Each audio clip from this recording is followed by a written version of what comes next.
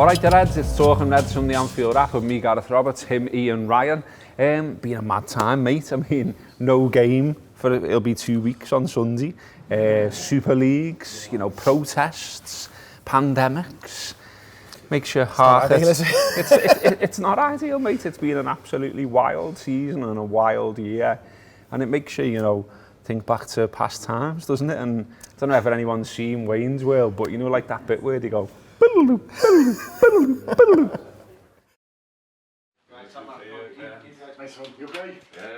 This game is an experience nobody else could make. Only LFC supporters and LFC players. Cool.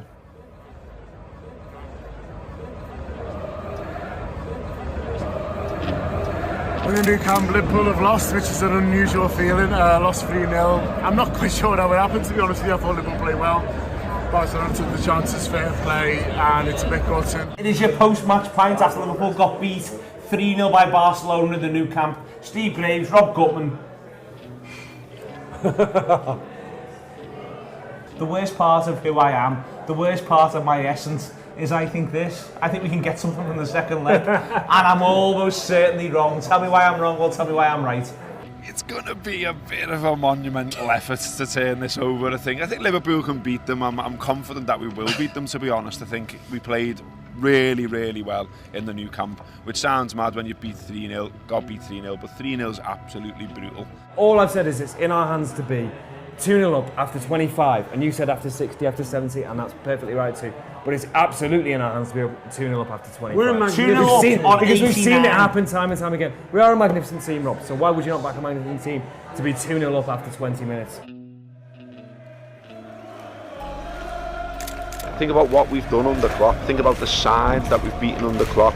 Bayern Munich, Manchester City, PSG. This Liverpool side not going away. We'll fight on again in Europe, whatever happens in that second leg. They've fucking done it again! It's Liverpool 4 and Barcelona 0 somehow. Liverpool have played at this ground here for 127 years and it's never seen a thing like it. Olympiacos was great, but it's not that. Chelsea 05 was great, but it's not that. Roma and City were incredible, but it's not fucking that.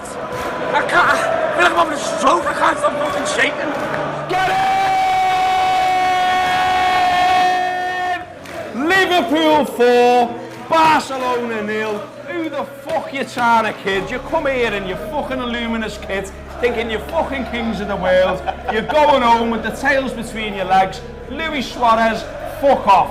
Phil Coutinho, fuck off. Messi, fuck off. The faces are full time, looking round, seeing people you don't know, looking the happiest that they will ever be, the happiest they will ever fucking be, all together. Barcelona played like a fucking non-league side second half because they couldn't deal with us. They can't deal with 50,000 lunatics and 11 of the best humans that have ever lived. All of us together, we can do things that make no sense. This is why it keeps happening, this is why it keeps getting better. Keep doing it even better than what they previously did it. It's the post-match show. It's John Gibbons for the Anfield Wrap as Liverpool beats Barcelona by 4 goals to 0. What score? 4 goals to 0. No way, John. That will go down as the greatest night in Liverpool's history at Anfield. It's fucking unreal what I've just witnessed. Only us. It's only us. I've been asked all week, you know, did I have any hope at all? And there's 90% of my brain all week I've been saying is that says, I know there's no chance. But as a Liverpool fan, there's always that mad 10% where you think, this could happen. We've heard all the stories from our fathers, from our grandfathers, from our uncles, from everyone of these legendary Anfield nights, but we've just seen the greatest of them all. How can you write these lads off?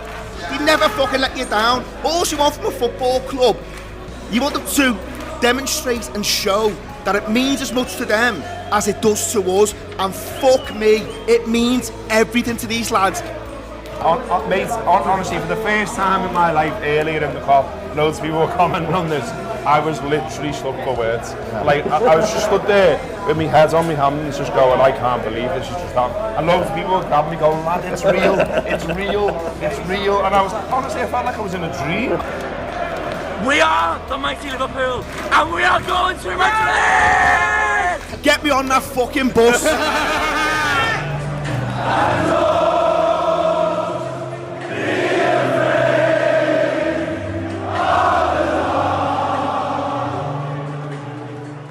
Barcelona game is the Barcelona game, which is probably the most special football game which was ever played in the world of football. I watched since 47 years football games, and I never saw a more special one, to be honest. Players out, situation, Lionel Messi on the other side, everything. They only need to score one, stuff like that. And this game I don't think it will ever happen again. And it's ours.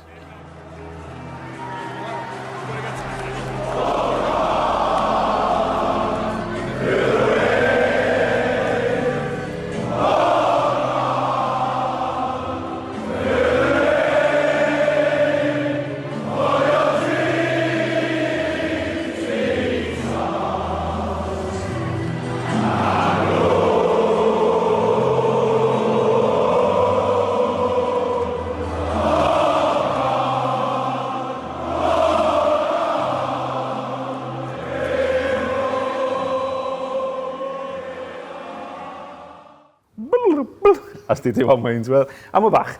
So yeah, we thought we'd show you that again, which was a brilliant bit of stuff by one of our lads, Fuad. Told the story of that game quite brilliantly, I thought. We were all loving watching it again today, so we hope you loved watching it again too. And that game, what a game. I mean, it's sort of, you know, no matter how old you are, where you're from, and because there's lots of different people of ages who support Liverpool, different places they support Liverpool from, that game is special, isn't it? It's unbelievable. I did the post-match show that night with Gibbo. Michael Fassbender turned up as well, which was a little bit mad. But it makes you think about how good it can be. Yeah. And I'm starting to. It's given me a bit of a jolt this morning, to be honest with you, because it has been a little bit shit, hasn't it? Let's be honest. All the things you've mentioned at the start of this, it grinds you down to the point where you're in danger of losing a little bit of interest, and I've been a little bit like that. You know, Everyone has. You're not looking forward to the games, and you don't want to come on these shows and play the matches down, but you've got to be honest as well. And it's been an absolute grind and a graft to get up for some of these football matches.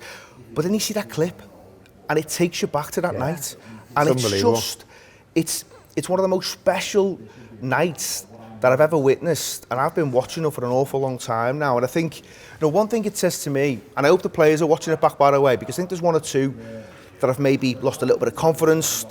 They've maybe forgotten how good they are or how good they can be. But I also hope the suits are watching it, Robbo, as well. You know, John Henry and the like. Because one thing it tells you is that this club can do unbelievable things. And people may go, to be cliche, Liverpool fans banging on, but it's true. Go back and look over the history books, it's true. But you know what? We've all got to be fighting the same fight. And when we're fighting the same fight, this club can do special things. And that night, it just encapsulates that, because it was one of the best nights I've had watching the Reds. I'm sure it's the same for you. Yeah. It just didn't feel on. I remember after the first leg, coming out of the boozer, I think you went, didn't you? You went to Spain. Came out of the boozer, my mate rang me, and we both pretty much said, well, that's done, isn't it? That's finished. That's the fucking season gone. Because you've had the Leicester, Man City thing go against you as well, and the league looks done. And then you get that night. And Klopp said it, didn't he? It's only this club. And he said it before the game, only because it's you, there's a chance. And it was. But I thought we beat them, and I think I'm on that clip saying I thought we beat them because I thought we were unlucky in the new camp, which is mad when you've been beaten 3-0. But I never in my wildest dreams thought it was going to be 4-0. I mean, it was just mad, and the noise that night. I mean, you talk about how we can obviously romanticise it as Liverpool fans, maybe a touch too much, and I think there's absolutely nothing wrong with that, by the way. That's what we're all in it for. But like, this morning you see like Ian Dennis, the commentator from 5 Live, and like his commentary's amazing from him and Alan Shearer. But also he's tweeting about it today, saying what a night. And like, he's not a Liverpool fan. He was working that night, but he got carried away on it all as well. Well, you see the BT no filter stuff's really good, isn't it? And you've kind of forgotten about all that. And because this week's not been particularly great, because you've had the kind of Chelsea Man City thing, and that's like, the WhatsApp groups have been going, and people have been saying to me, well, what you Istanbul as well, the bastards. I know, yeah. What do you want to see there? And I'm like, what do I want to see there? I'm like me saying to you, do you want to fucking punch in the face or kick in the bollocks? I mean, not much of a choice. He said, no, it's not. And by the way, they're going to fucking hurt. So, pick the bones out of that one. I mean, I'd probably go Chelsea if we had to, but I mean, that feels dirty. I'll probably go punch in the face, because, I quite like me bollocks.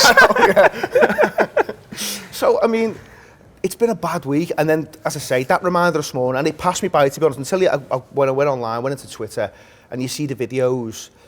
And as I say, it's probably the most drunk I've been doing a post-match show. Get me out of the ground was an issue, you know what I mean? Because you don't want to leave, did you? You think, I've got to go and do a show here. But the ground afterwards, it was just... Everyone was so pumped, weren't they? I mean, when you watch that clip back, I'm telling everyone to fuck off. You're going, get me on that fucking bus. I meant it at the time, I mean, fucking hell, when I was on it. But, I mean, Kev Walsh didn't go the game, did he? You know, he's like... No, he jibbed it, He jibbed it, and you know what? And he probably... He wasn't alone. No, he wasn't alone. I seen another lad this morning who was saying, like, I just decided that night not to watch. Yeah. I mean, I must admit, if I'm being really, really honest, it probably crossed my mind in the day, not to the point where I ever thought about not going, because it just felt like you've got a little bit of a duty to go and just see what happens, and you know, you never know, and obviously it transpires that you don't know, and what happened, and it was a ridiculous set of circumstances. But you can. I mean, you have to feel sorry for someone like Kev. You know, he goes all the games going away, and he's made this mad decision not to go to that one, and it ends up being the greatest night we've ever had. And people compare it to, what do you say? Well, what about the Chelsea game? And the Chelsea game, I think, atmosphere-wise, was just... It was rocking that night. Because it was rocking in the day. Because it was a game that you were going in. It was 0-0. So it felt like it was pretty much in the balance. This one felt gone. So the atmosphere maybe wasn't quite the same going into it. But my God, when it starts to unroll and unravel... There was an early tackle, wasn't there? Was it Fabinho on Suarez? Yeah. And everyone was like, get it! You know what I mean? Just mentioned Suarez. Suarez, Messi. It just doesn't feel possible to do what they did, and yet they go and do it. So I like this, by the way. I don't know if you've seen this before. So Sergio Busquets, that's his tweet. LFC Barca, we're ready, with a couple of pictures of him training at Anfield. So obviously May the 6th, 2019, he tweeted that. He's never tweeted been fucking seen since, has he? Fucking hell. He's just gone to ground. He's just in a wardrobe, rocking, going, I still can't believe we got beat that night. Sergio, it was 2 years ago, fuck off.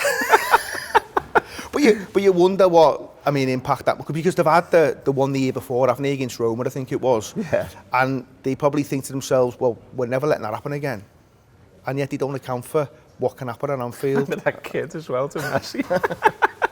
I mean, some people moaned about that, but I just thought, listen, it was a proper little scally moment, that wasn't it? You know it was just giving them the feet. Well, footy is sort of coming back after its weird little 2 weeks away, which we didn't predict. No one saw coming. Certainly not Greater Manchester Police. So we have got Southampton on Saturday. 2015 kick-off. I don't know why I said 2015, it's what it says on there. 8:15 in normal money. Then we have got Man United on Thursday, same time kick-off. West Brom on the Sunday, Burnley on the Wednesday, and we finish with Palace at home, which will have fans in. Tickets on sale now for that Palace game. I need to get on that, by the way. You can't go if you went to a game in the pandemic. Sort of time, so I did, so I can't go. But yeah, get on it, like, get in there. I think it's 10,000's going to be in there. 10,000, yeah. So that'd be nice. I think it'll just be nice, even if there's nothing to play for and all of that, and we know it's been a shit show of a season. I think it'll just be fantastic that there are fans back in the grounds. What do you think about this game at the weekend? I mean, it's a bit of a weird one, isn't it? I mean, I'm glad that there's football, and I'm glad that we get to watch Liverpool, but Southampton's not the most attractive fixture, is it? No, it's not, and it's one they've got to win, because there's still maybe an outside chance, but I do feel it's outside chance. You can't see the teams above. The draws killed us. Yeah, you can't. I mean, the last 2 games were draws, weren't they? So it was Newcastle won it, and Leeds the last 2. So yeah, they have killed us, because 4 points there across those 2 games, 4 extra points puts us right in the mix. And you never know, because Chelsea have got a lot of games coming up, and they've got City and stuff, and maybe the Champions League's in their minds, but it looks like they've got enough of a cushion just to be able to see it through now. Same for Leicester. So it's one of them, Robbo, where you're not massively up for it, because there's probably low expectations, but that said, you've got to make sure you can take advantage if there are any slip-ups. So it's one that Liverpool need to go and win. They haven't got Danny Ings, have they? I think they missed a couple of other players, so they're a little bit light in attack. It'd be interesting to see what it does with the team, because we all got the team news before the United game, but Nat Phillips was fit.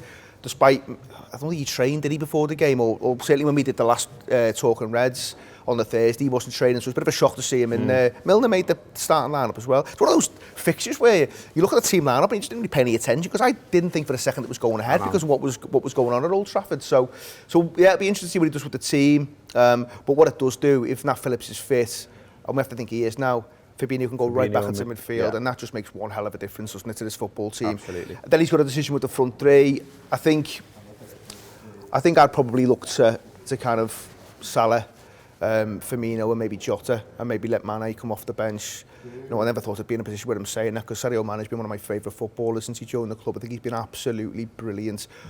But him, like one or two others, have just looked a little bit short of what we expect. So maybe Mane from the bench. Yeah, Southampton are actually the worst team in the Premier League of 2021, so we've been bad, and let's not fucking try and polish that turd. We had that awful run, obviously, at home and all the rest of it. But Southampton have lost 13 of their 18 Premier League matches since the turn of the year.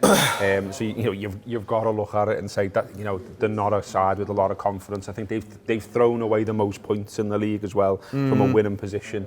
Although if you're the Southampton Wrap today, I guess you're saying their last game they dug in and they got a draw against Leicester with 10 men. Yeah, which to be fair to them, when it goes to 10 men, you only see one winner there.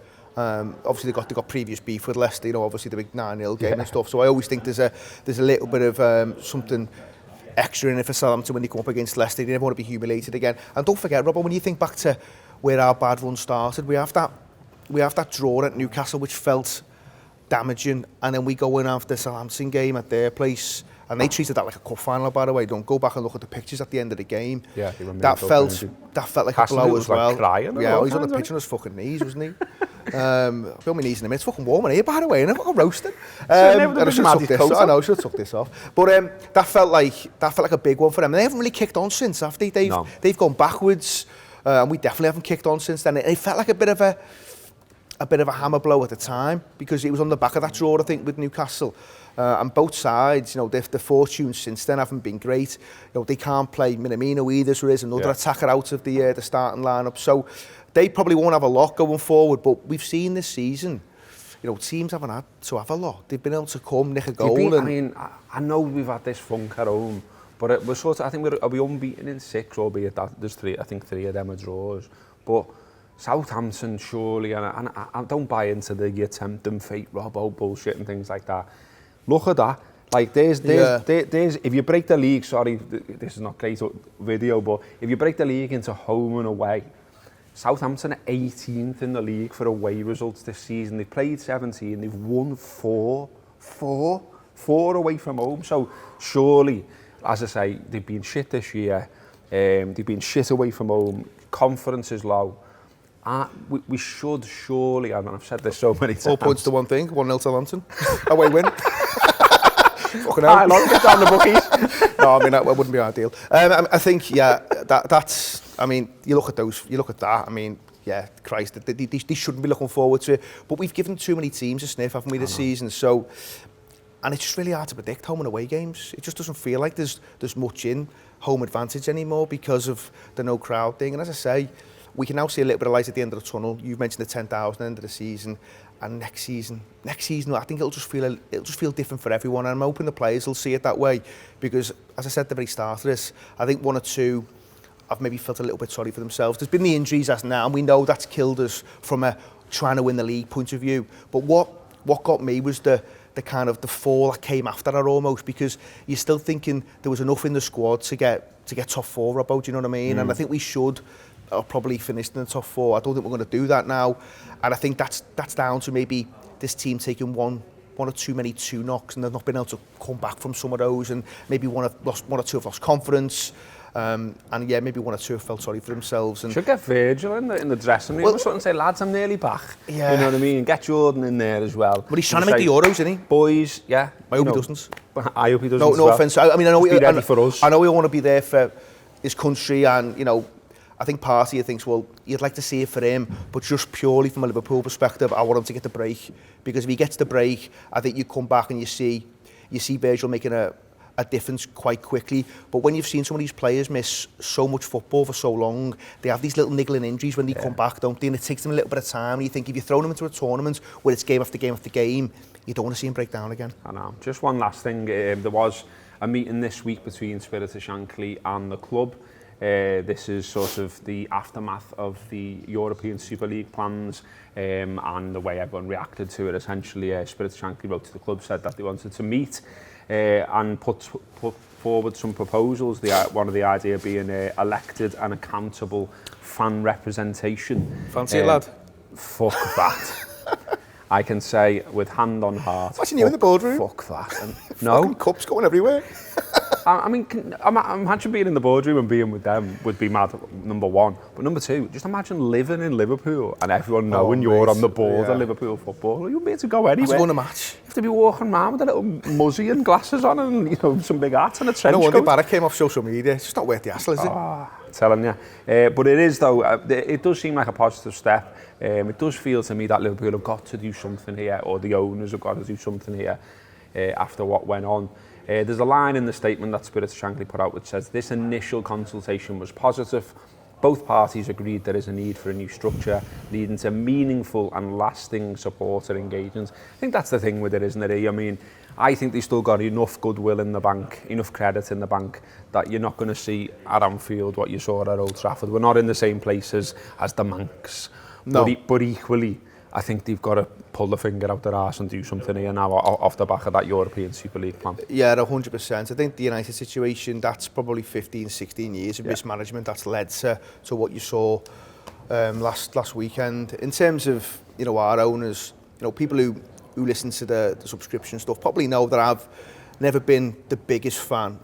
I think I've given them credit where it's due, and I think Gary and Ryan and Kev Walsh on more, they hate the owners like me. There's a little bit of that going on. I mean, I've got to put myself in Kev's camp, but no, Kev and I have had probably similar conversations and similar views on them at times, and I think it's fine to say that. You know, I think as a fan base, we've always been a little bit sceptical of owners because of what's gone on previous, and I've never thought they were bad owners, but I've probably always wanted a little bit more, and I think this manager at times has deserved a little bit more, because I think he's worked miracles at times, Robbo. You know, when you look at Pep Guardiola's spend and you look at what Jurgen Klopp's done, to break up that Man City domination, if you like, phenomenal. It's absolutely phenomenal. And Jurgen Klopp, for me, you know, he is a genius, and he's proven that with how he's gone about his work over the last 5 or 6 years.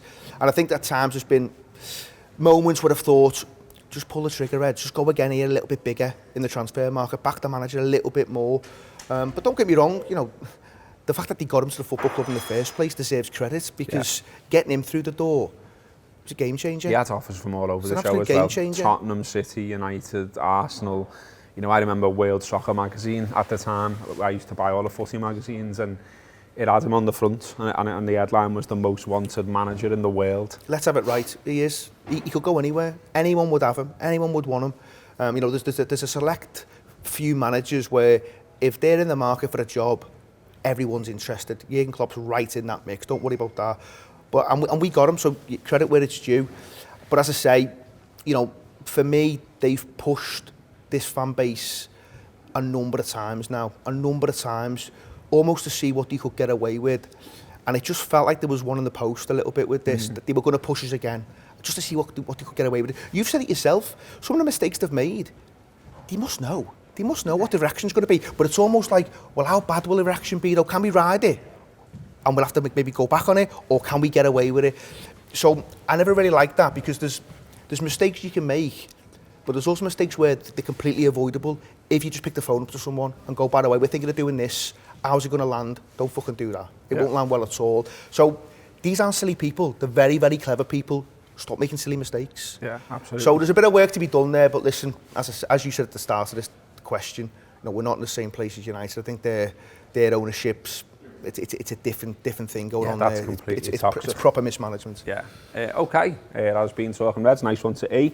Hope you enjoyed the Barca stuff. Loads of stuff on the Anfield Wrap as per usual. We'll be previewing and reviewing the Southampton game, looking ahead to the Manchester United game next week. Various other things as well. There'll be content all the way through. If you haven't had a go of our subscription content, please do download the app. You get some tokens for free. You can watch some of it, see if you like it, and if you do, subscribe. Get on the website as well, get on the socials. We're fucking everywhere, us. Up the Reds.